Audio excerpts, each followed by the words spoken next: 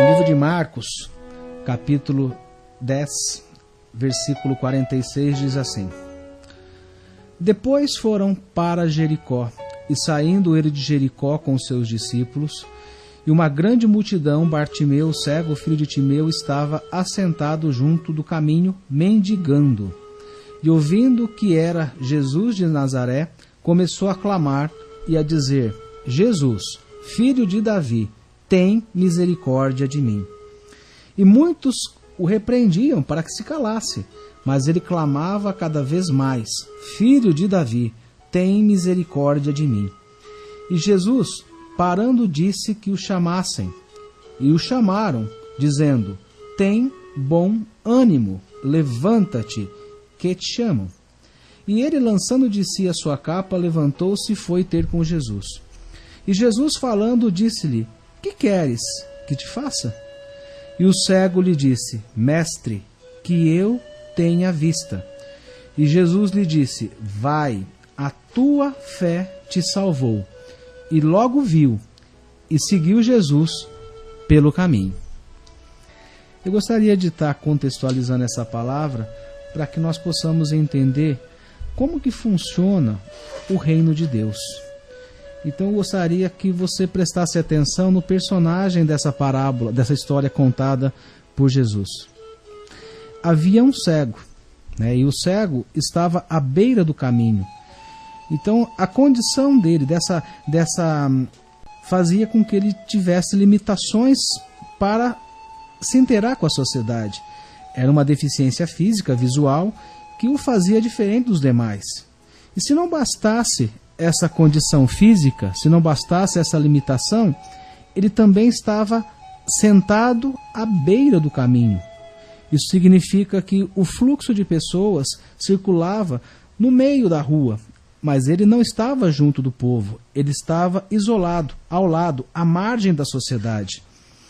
E aí ele ouviu, porque ele não enxergava, ele ouviu que Jesus passava por aquela rua. Não conseguia enxergar, mas ele percebia pelos seus sentidos que a presença do Senhor estava próximo. E a sua atitude naquele momento foi usar o que ele tinha de mais poderoso na hora, a sua voz. E ele começou a gritar, a clamar: Jesus, filho de Davi, tem misericórdia de mim. Jesus, filho de Davi, tem misericórdia de mim. E as pessoas que estavam vivendo aquela situação achavam que ele estava incomodando, gritando, falando alto. Mas Jesus disse: tragam até aqui. E quando ele chegou na presença, Jesus foi muito direto na pergunta: o que você quer que eu te faça? Você está me chamando?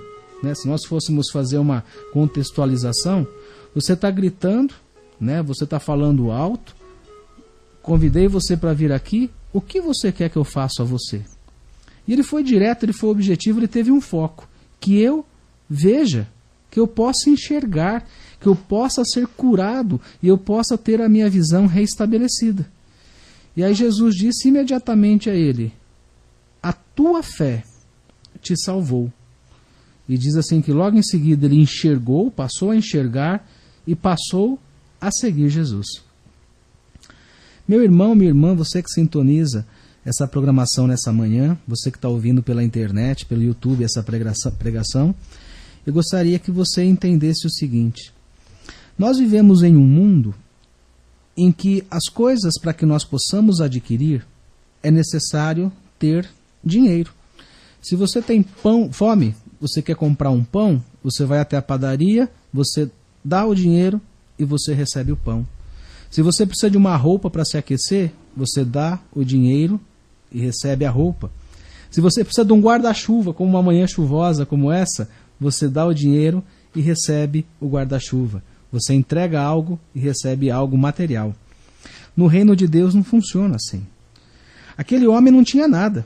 Para a sociedade, ele era alguém inválido. Para a sociedade, era um marginal, porque até mesmo a sua posição no lugar daquela cidade era de alguém que estava à margem. Mas aí Jesus, no meio da multidão, chamou, percebeu, notou a sua existência. e o convidou. E ele não tinha nada para oferecer, nada. E aí Jesus perguntou o que ele queria. Ele falou assim, olha, eu quero ser curado, eu quero ver. E Jesus disse, então você vê, porque aquilo que você está me colocando, eu aceito para que você possa ser curado. A moeda do reino de Deus, para que você possa obter os benefícios da glória do Senhor, se chama fé. Sem fé é impossível agradar a Deus. Tudo aquilo que recebemos da parte do nosso Pai Celestial é movido pela fé. A palavra diz que a fé tem o poder de mover as montanhas, e ainda que a sua fé seja pequena. Qual é o tamanho da sua fé? O que você precisa colocar na presença do Senhor Jesus nessa manhã, que aquilo que você tem a oferecer não são suas riquezas, mas é a tua fé.